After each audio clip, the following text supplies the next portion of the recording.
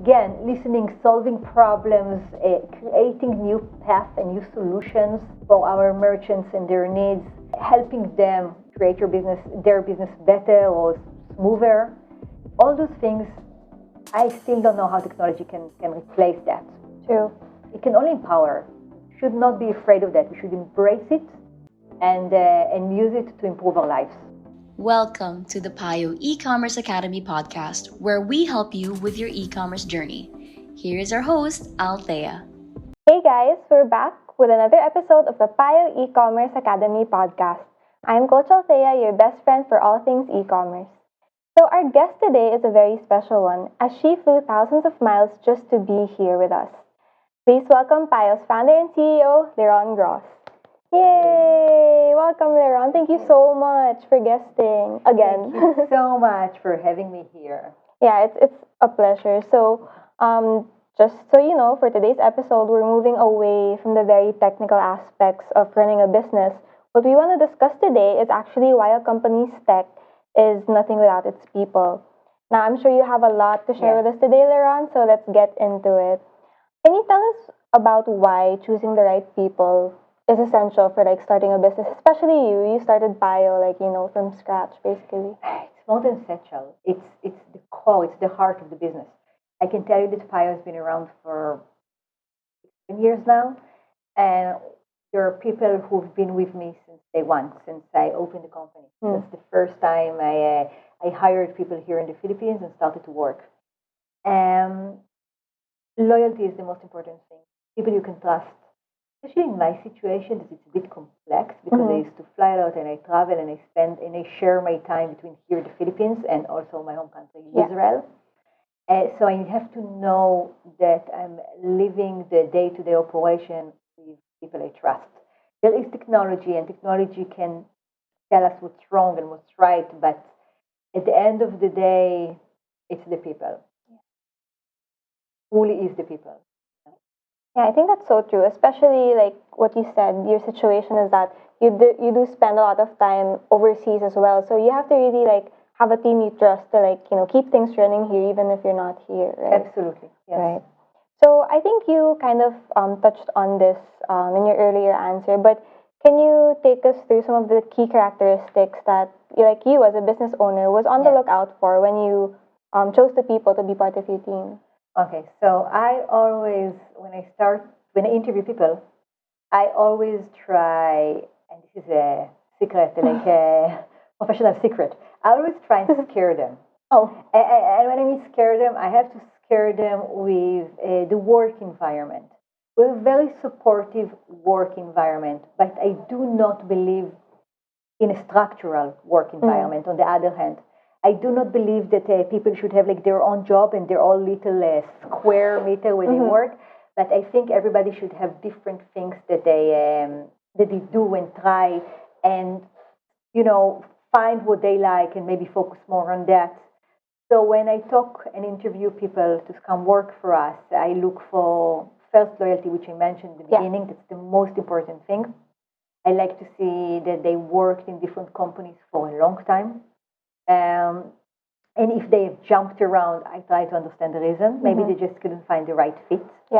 And I like also the entrepreneur mindset. I like people who solve problems, who not run into a wall and get scared, but run into a wall and try to figure out, okay, I should climb that wall. Maybe I should go behind that wall. What can I do with that wall? Look at the wall and try to solve that. And the third thing, people who like variety. I'm a person who likes variety, and I'm looking for people who work for me that they can do a bit of this and a bit of that. If they do operation, they should be specializing in operation and not do marketing at the same time. But inside operation, they can do many different things. And that way they can have a full picture, a panoramic picture of the entire operation. So those are the three things I look for. Loyalty, innovation, and the capability to do a variety of things. I think especially on the innovation part, that's so important with the industry that Payo is in, because it's logistics and it's e-commerce. But there have been so many changes, especially in the past 3 years. So I think it's important to have people who are really like open to A, trying out new things, and B, not getting bogged down by like, like what you said a while ago, problems if they encounter any Yeah. We don't have problems, we have challenges. challenges. See, it's Yeah. that mindset. Exactly, it's that mindset. And I can add here and say that some of the best, most interesting new product that came to Payo, that Payo started to offer its merchants, its clients, came from employees who recognize a need by listening to the merchant, by listening to our customers, and coming up with an idea and a solution. Right. So I encourage that. Yeah, and it's actually nice that it's encouraged within the company itself, because that's also one of the services we offer our merchants, like customized or tailored solutions, basically. So yeah, it's nice to see how it plays out also in the internal structure. Or I'm not sure if you would use that word. No, I like it. Okay, so we did touch on like why it's important, or like what kind of people are important to kind of choose for your team. Of course, it goes both ways. So can you share ways in which, for example, business owners can really nurture and take care of their people? First of all, know your team. Know who they are, know who their families are, how many children they have. It's super important because when you know them and they know you, you understand their needs. Yeah. And you know that they are people, that they're human beings and not just employees. And sometimes they have times where they need your help and your understanding. Know also their motivation, what makes them tick, the way I like to say it. If they want to grow and learn a certain topic, offer them classes, offer them to go to school. Don't be afraid to pay for that school, and lower the time that they work, less time they work at the office, at the warehouse in our case, and do some time at school, because at the end of the day, this will pay back. Yeah, it's an investment. Exactly. It's an investment, and it will pay back in their loyalty, in their motivation, and of course in their capabilities. Yeah. And I actually like what you said about like knowing your people, not just like seeing them as like, for example, cogs in the machine. I think that is what I noticed as well with Bio, with how you're very like familiar with like the team, and not just like on a surface level, but more of like, you ask them how they are, and all that.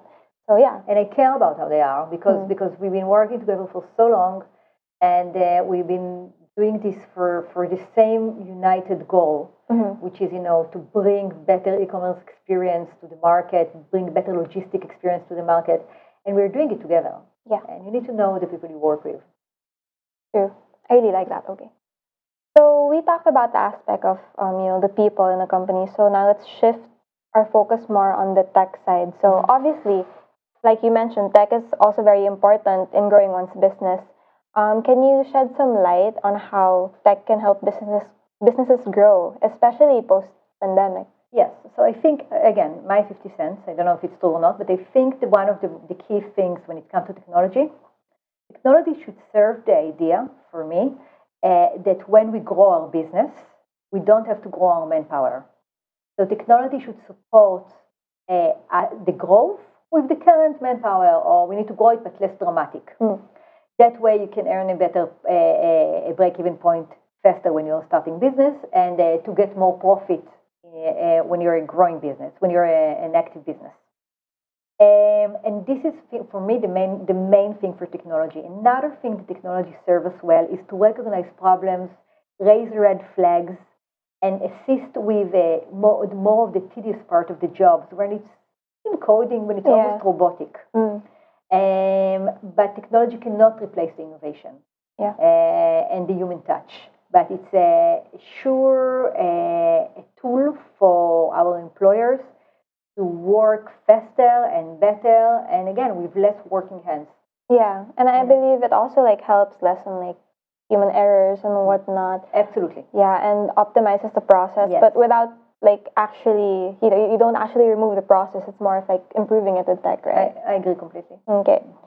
So, leading into our next question, I feel like I already know what your answer is, but do you believe, because this is like an assumption some people believe, do you believe that tech can completely replace people in a company? Especially, we have like AI that can do so much now. Okay.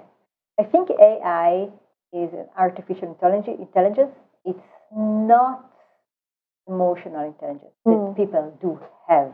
Yeah. So it is amazing. The more I learn about that and the more I learn about the capabilities, the more I'm inspired on how it can improve my business, the logistic business, the customer service experience, and everything around the business. But it's still, first of all, based on data that people, humans, put into the True. system. And I can tell you that about 50% of the interaction that we have with our merchants, 50% is basically analyzing data and giving explanation about the data, but the other 50% is about listening to them, explaining to them, and doing something that is more requires of an intelligent, of an emotional touch, of a human touch. Again, listening, solving problems, creating new paths and new solutions for our merchants and their needs, helping them create their business better or smoother. All those things, I still don't know how technology can replace that. True. It can only empower. We should not be afraid of that. We should embrace it and use it to improve our lives. Yeah. And I think one thing that you mentioned is actually how we listen to our merchants. And I think that's such a simple yet really fundamental part of what we do. Especially because, for example, AI, it's not like they can tell like nonverbal cues or like, body language and things like that. Well, not sure if they can, but from what I know, they can. So I think just that aspect really solidifies the fact that you can't really completely replace people in a company. Yeah. Okay, so now that we've kind of established, right, that well, correct me if I'm wrong, like you do believe that technology isn't there to replace people, but more of like to improve like the processes and like help them. As a business owner yourself, like what would you say to merchants as to why it's important for them to find the balance between leveraging tech and taking care of their people as they try to scale? It's a good question. It's all about balance. Yeah. But everything in business and even in life, in personal life, relationship, also it's all about the balance. You need good people, and the good people need tools. Yeah. And you, as an owner, as a boss, as a leader, this is our responsibility to give our employees the right tools to make their life better, to make their work easier. I mean, with technology, I managed to help my employees focus on what is important in the day-to-day job or what is important to them, and take less care of the things that are, as I called them before, tedious, the robotic ones, that can cause lots of mistakes and create lots of noise and waste lots of time, but they are not for the soul. So the employees, people who use technology the right way, can actually enjoy that. That's true. Yeah. I completely agree. And I mean, personally as well, as someone who works in the industry and I work in marketing, I have seen how tech has been very helpful. But at the end of the day, like, I think it's still different, like things like ideation and things like that, which are like for me the most important parts of like a company. I don't think as of the moment tech can really replace those things. Yeah, no, I agree. I completely agree. Okay. So are there any final thoughts you want to share on this topic? So I think for me, it's always been, I try not to use the word use the word family in the workplace, because people have their own family and their workplace.